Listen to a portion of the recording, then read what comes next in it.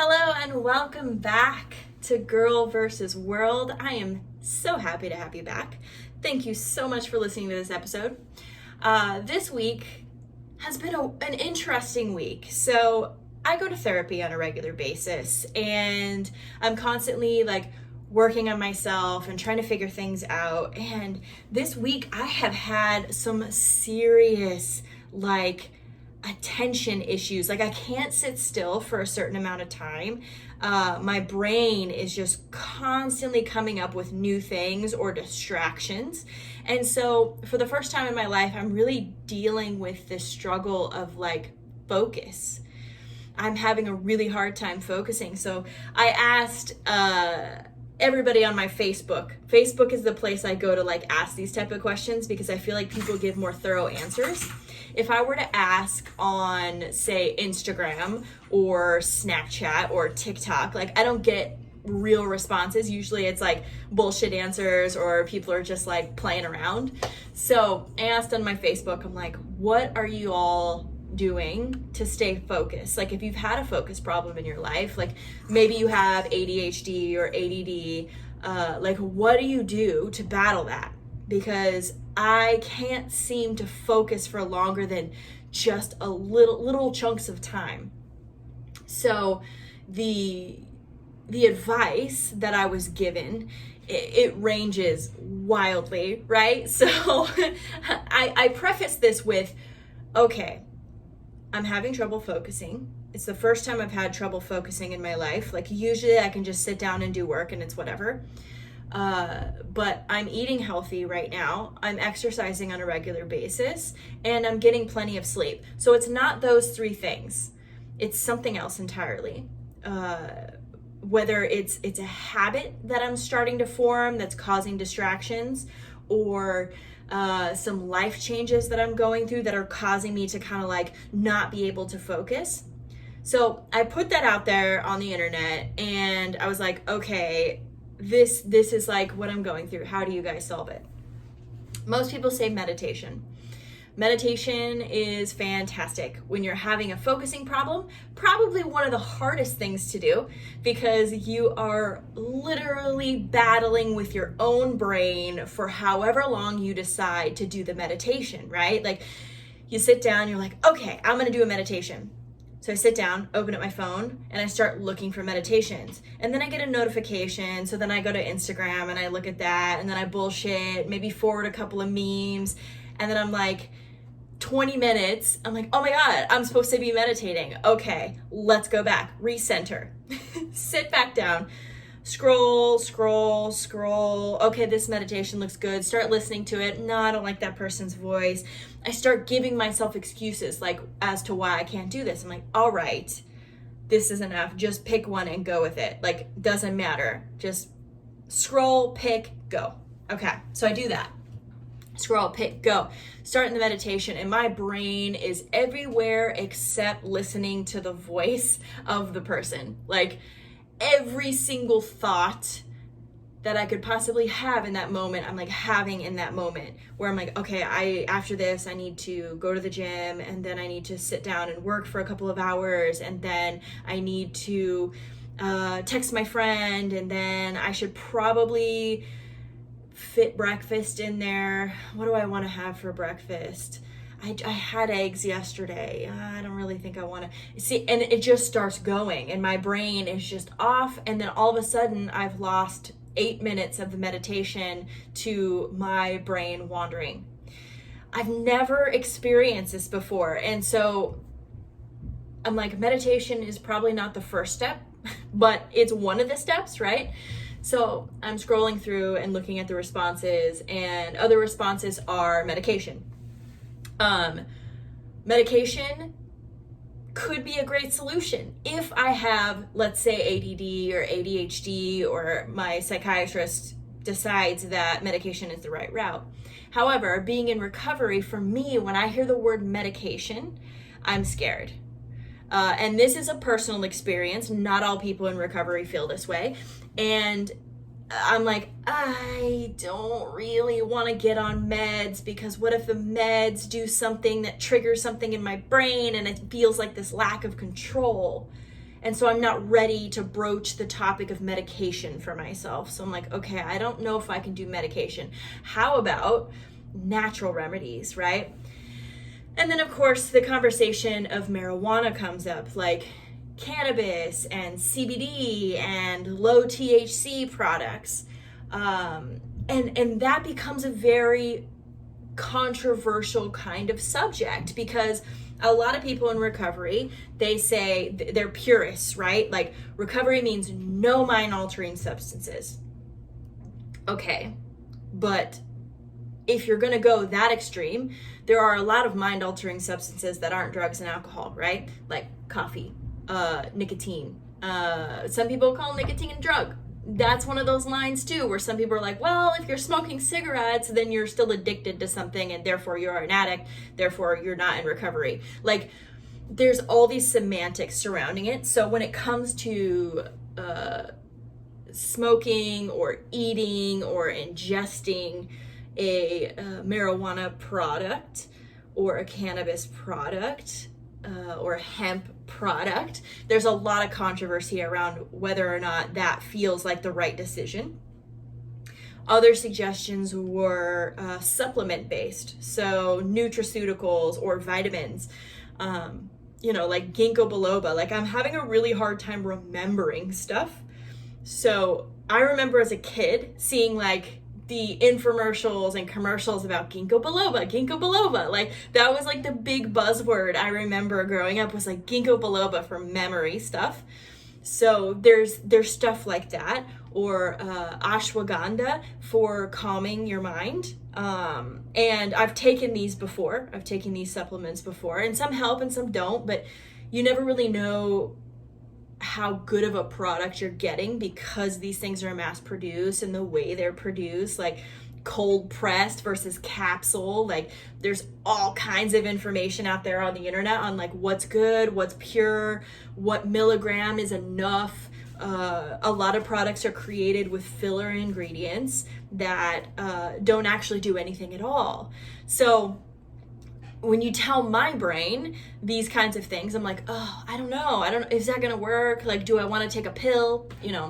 So those were some of the suggestions. The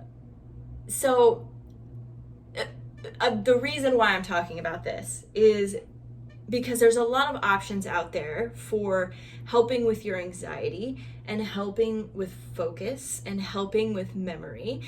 But it comes down to a personal choice for yourself. Like, what do you think is going to be a viable solution for you?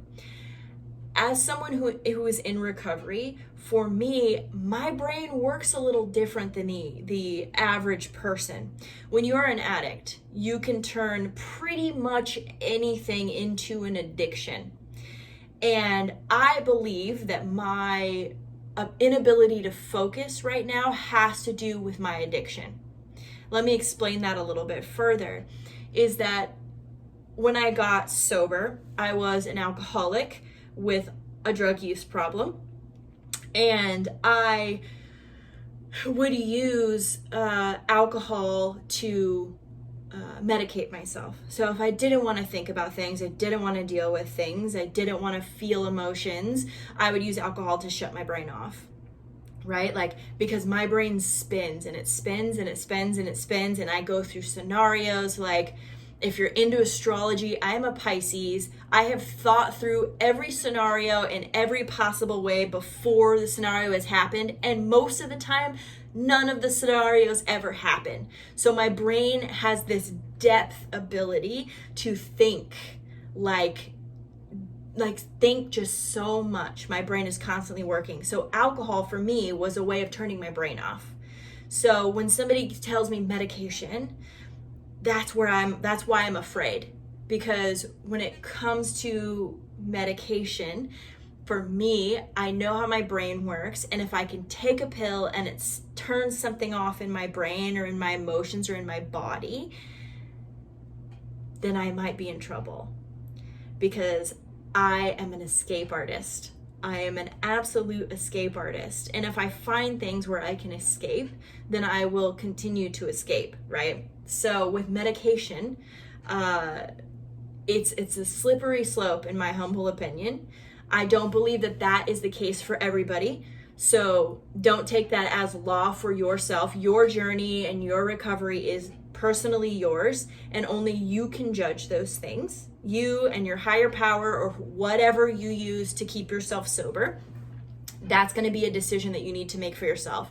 For me, at this juncture, I don't think that my focus problem is so bad that that I would be willing to take medication yet. It's not that it's a complete no. It's one of those things where I just am not willing to go down that road, right? So what I believe my focus problem is, after giving it a lot of thought and attention, is I have a addiction to social media. Let me explain this further. So because I have a job that requires me to be on social media, and I have this podcast which requires me to be on social media, I have a tendency to be on social media a lot. I'm learning from it. I'm checking up on friends. I'm using it as a tool for my job. So it's so ingrained in my life that sometimes I get lost in it. And this is a way for me to escape from my current situation. So I spend a lot of time on my phone. And I think that is where one of my biggest struggles is right now as a sober person, as a person in recovery, is that I've created an addiction out of my social media, out of, more specifically, checking in with people and showing people that I'm okay. This is a unique situation. I think a lot of us do it, but for me, I think because I have, been so open about my journey, is that I feel that it's necessary for me to check in. And in recovery, they kind of build that into you in a way where it's like, okay, make sure you check in so you don't check out. That is a common thing that people in recovery say to each other, like, check in so you don't check out. And for me, I've used social media to do that. I haven't necessarily kept it within the confines of the AA system. AA being Alcoholics Anonymous, if you're not familiar with the program. Alcoholics Anonymous. I'm not an Alcoholic Anonymous person. Obviously, I talk very openly about my recovery and the fact that I am an alcoholic, and you don't have to be anonymous if you want, but you keep everybody else's identity anonymous. Like, you're not going to be pointing at your friends and going, hey, you're going to go to that AA meeting later? Like, I'll see you there. You're not going to do those types of things, right? Like, that would be unacceptable. But because I am who I am, I like to talk about these things. So anyhow, so I've gotten in the habit of checking in to show everybody that I'm doing fine. And that has become this thing, this sense of urgency constantly to do that. And then you have my job, and you have other factors that are causing me to now spend, I'll tell you, my screen time. Are you ready for this? How many hours a day I spend on social media? 8.5. 8.5 hours of screen time I have on my phone almost every day, averaging out. Like, during the week I have less, but on the weekends it's way more. So that tells me something, that I can't focus because I feel this sense of urgency to constantly check my phone. And whether it's a notification popping up, or anytime there's a lull in what I'm doing, I pull open my phone and I'm like, okay, let's check on this thing, let's check on the ads, let's check on, what this looks like on my phone, those types of things. And so you start to get distracted a lot, and that's become a day-to-day habit. A lot of times, focus and the inability to focus has to do with your habits during the day. So you do these things constantly, and it starts slowly, right? Like, I wasn't always spending 8 hours on my phone. It grew gradually. And if I look back, like, on your iPhone, you can swipe and see like your history of time tracked on your phone. If I look at that, it grew gradually. And now I'm at this place where I'm spending 8 hours a day on my phone. And I'm like, wow, that's a lot. That's a lot. So in addition to looking for solutions for the actual focus, so throwing in some meditation, taking some supplements to boost my ability to focus, or to make sure that I'm not lacking anything in my diet or exercise or sleep. Like, these are all things that make your body feel good and function at a level that is optimal, right? Like, if you're not doing these things, if I don't exercise and I don't eat well, and I don't take my vitamins, like, my depression level is so much higher. And when I'm depressed, I can't focus. When I'm depressed, I can't function. When I'm depressed, I can't work. And when I'm depressed, I won't reach out to anybody to ask for help. And then I become in this place where it's really dangerous. And I think this is common for people in depression, to think that, like, nobody cares and you feel bad about yourself, and you start throwing this kind of pity party for yourself. And a lot of it can be circumvented with making sure you're taking care of your body, right? At least with my own depression, if I take care of myself and I eat right and I have my supplements and I have all of that, like, my depression is way less. My focus is better. My self-esteem is higher. So these are all great things, right? So I'm throwing in the meditation. I'm now having to do this thing where I'm embarrassed to admit it, but I'm gonna admit it because I think I'm not the only person who struggles with this, is that I have to use an app on my phone to limit my screen time. So in early recovery, I can liken this to what I had to do in early recovery. So in early recovery, to not drink and to make sure I wasn't, like, putting myself in danger, is that I had to force myself to stay home, for one. I had to force myself. There was no going out, because if I left the house, then I would make up an excuse to go to a bar and just be like, oh, I'll just go to the bar and be social. Like, I won't drink anything, right? I can go to the bar and just be social with people and I won't drink. That's a lie. Let me tell you that your brain is very crafty, and it can talk you into scenarios just as good as it can talking you out of scenarios. So that's something to keep in mind when you're going through these types of things, is that your brain is good at talking you in and out of things. So I knew from past experience that if I went to a bar, I'd be in trouble. So I had to stay away from bars. I had to stay away from people who were drinking. I had to ask if I was going to spend time with somebody, I had to ask them to make sure that they didn't drink in front of me. And it can be uncomfortable to do these things. Like, honestly, asking someone not to drink in front of you is quite embarrassing because you can't control yourself, right? Like, the place I was staying was like, I need you to not have any alcohol in the house for now.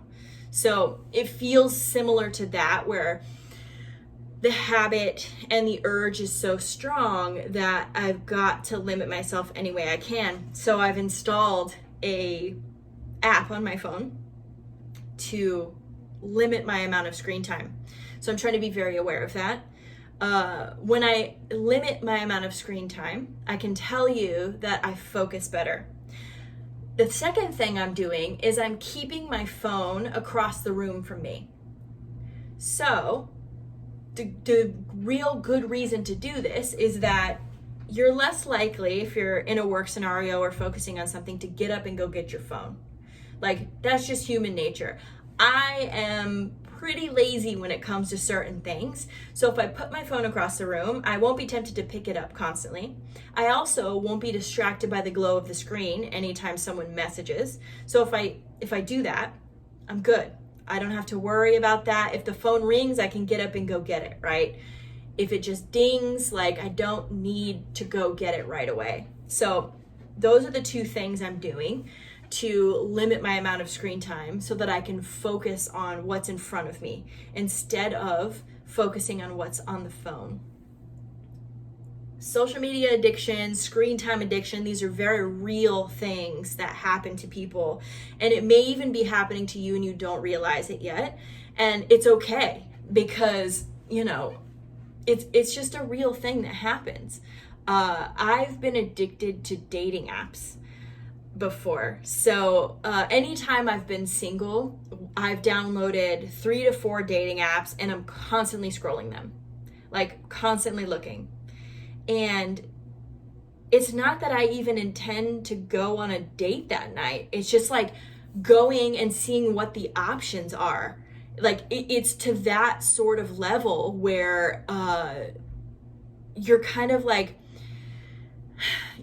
it's an addiction. That's all I can say, is that you're trying to get you're trying to get dopamine from like swiping on that one person that's really hot and they like you back and you're like, yes, like the hot guy or girl likes me, and that's exciting. Like you're just trying to get that serotonin and that dopamine like flowing through your system. And as an addict, like that, we hunt for those things, right? Like being in relationships, like we get those feelings. So being single, you like download the dating apps and you're getting the dopamine and the serotonin from the dating app or from your social media. Like the biggest thing that's happening now is like TikTok and these thirst traps. Oh my God. Like I can't scroll TikTok without being like, damn, these are some beautiful ass people. And it's just like, you can get lost in it. You can get totally lost in it. Like an hour will go by and you've just been scrolling thirst traps on TikTok, right? So this is the thing. Like we get sucked in to these things and then we're completely distracted. And it's easy to do these things because all you got to do is just sit there and open your phone. Like choosing to meditate over flipping through your phone, 2 totally different activities. One is going to benefit you, the other one not so much. The meditation is harder. The quieting of your mind is harder. Like choosing the opposition of pleasure seeking is hard. Like that's a really difficult thing to do, but it's so worth it, right? Like trying to catch these problems early and often is going to make it easier for you to get out of them. So my focus issue is not a focus issue as much as it is an escapism, right? Like I'm just trying to escape. Like I'll tell you, self-help and self-work is hard, and sometimes you just get tired. Like ever since I got sober, I feel like I've just been doing so much self-work, and then I get into relationships and then that's more work, and everything just feels like work, and scrolling through your phone feels like an escape from that. It feels like an escape from the world, from your job, from your relationship, from your family, like getting sucked in and having all of your focus on something that's brainless just feels good. Like even if it's making you feel insecure or that like you're less attractive or that you're alone, like all of that still feels easier than putting in the self-work. I'm going to be honest, that is probably why I'm in the place I am with my focus and my addiction to social media, is because of that fact alone, is that it is easier to do that and be sucked into that and have that be more of a mindless like thing than it is to continue at the rate that I'm going. I feel oftentimes very exhausted, like having to be on all the time or feeling like you have to be on all the time is exhausting. So in an attempt to not overwork myself or feel like I have to be like this toxically positive person, I start to implement these things. I'm using the app to limit my screen time. I've also logged out of social media for periods of time. So like to actually look at the social media, I would have to log back in, like put my username and password. So I've deleted my username and password from my phone. So I have to actually put that in every time I want to check it. That helps significantly. So if you find yourself with a social media addiction or you're just spending too much time and focus on those types of things, and you want to step back from that, I can suggest that. So log out of them, and don't save the passwords on your phone, so it makes it harder to access it. You can do that on your desktop computer as well. If you have a hard time remembering usernames and passwords, I don't know if this is the best route for you, but it will significantly save you time. Like, there's so many times where I pick up my phone and I go to do something else, but like my brain just opens the social media. And then I spend 20 minutes scrolling through things or bullshitting with a friend, and suddenly I've completely missed the thing that I originally went on my phone to do.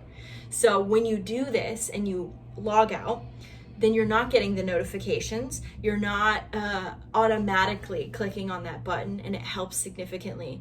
That's what I had to do with the dating apps back when I was using them. I had to log myself out and delete them, because it's like my brain would just instantly go there every time I opened my phone. And social media, same thing. I'm just instantly going there to see like what happens. It's like an automatic thing. I pick up the phone, I go to the social media.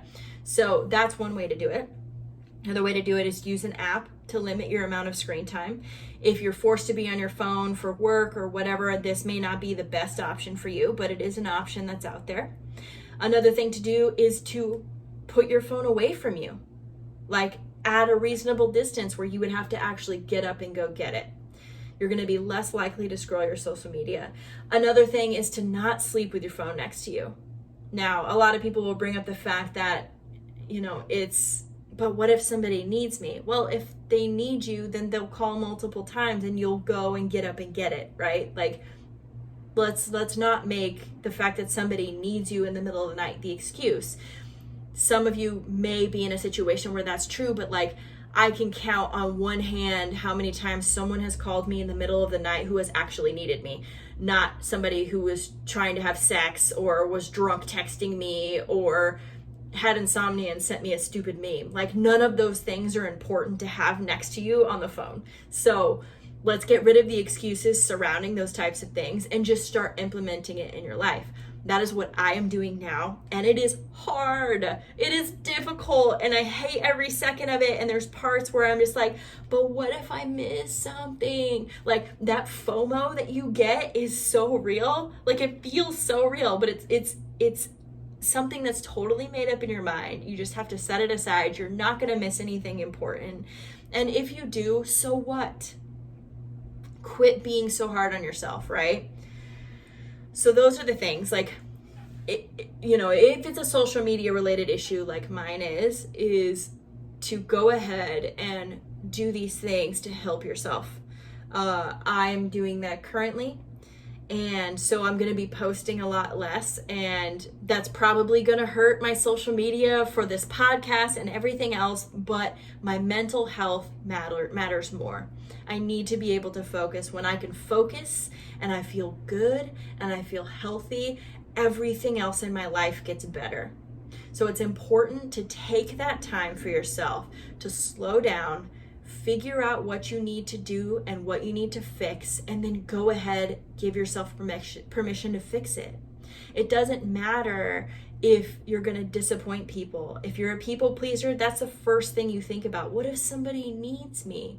Well, if they need you, then they'll get a hold of you. Like, that Instagram post isn't going to be the difference between that person like completely jumping out of your life, right? Like, let's be realistic about people's needs and you fulfilling those needs.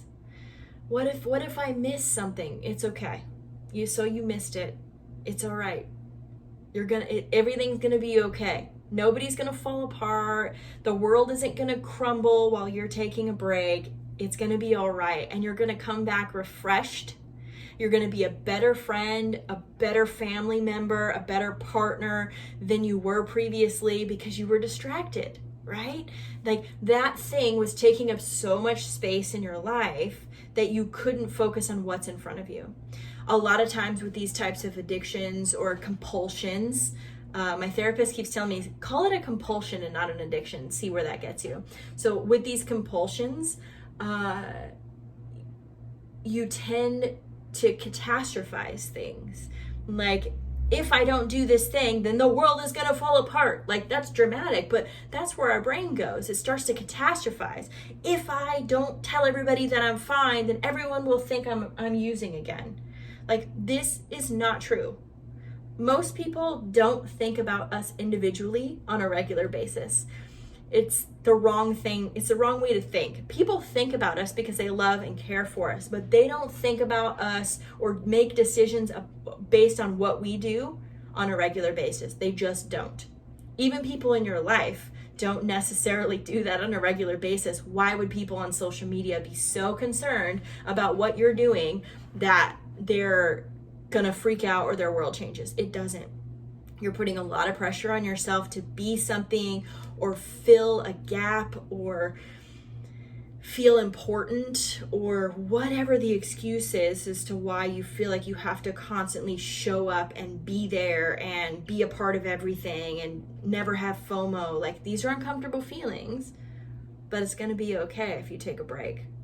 So my encouragement today is, if you're having focus issues, to really get to the depth of what that focus issue is and what you can do differently to get some of your focus back. Whether it is, going and seeing a psychiatrist and finding out if it is a chemical issue that needs to be balanced with medication, whether you have anxiety, or maybe your diet and exercise and sleep is all out of whack and you need to work on that. Maybe you have a social media problem. Maybe you're distracted because you're not making enough money, or you have someone that's toxic in your life that's taking up all your brain space. Whatever it is, figure out what the source of it is and then start putting together a plan of action. Today I've outlined, if you have a focus issue based around social media or being on your phone, I've given you some really great solutions for that. If you're dealing with a particular issue and you want to talk to me about it and I can come up with some solutions for you, absolutely do that. Join Patreon and send me a message and I'll help brainstorm with you. I'll help give you some solutions and some options for overcoming whatever it is that's taking away your focus from the other things you'd rather be focusing on. So go ahead and do that. Reach out to me on there. Go ahead and subscribe, reach out to me, and I would be happy to help you. But even if you don't do that and you want to do it on your own, just start doing it today. Don't say tomorrow, don't say next week, don't say after my birthday. Whatever that thing is, start doing it right this second. When you turn the podcast off, start doing the heavy thinking, figure out what the focus issue is, and start implementing change immediately. The longer you wait, the worse the problem gets. So go do the work and start getting your focus back. You're going to thank yourself in the future. Future self is going to be patting you on the back and giving you big hugs and squeezes because you are helping future self be as successful as possible. And that is the thing that you can control in this life, is being able to take care of your future self. So do that today. Figure out what it is that you need. Your body, your mind, your soul is telling you that. Start implementing and taking care of your future self. I'll see you next time.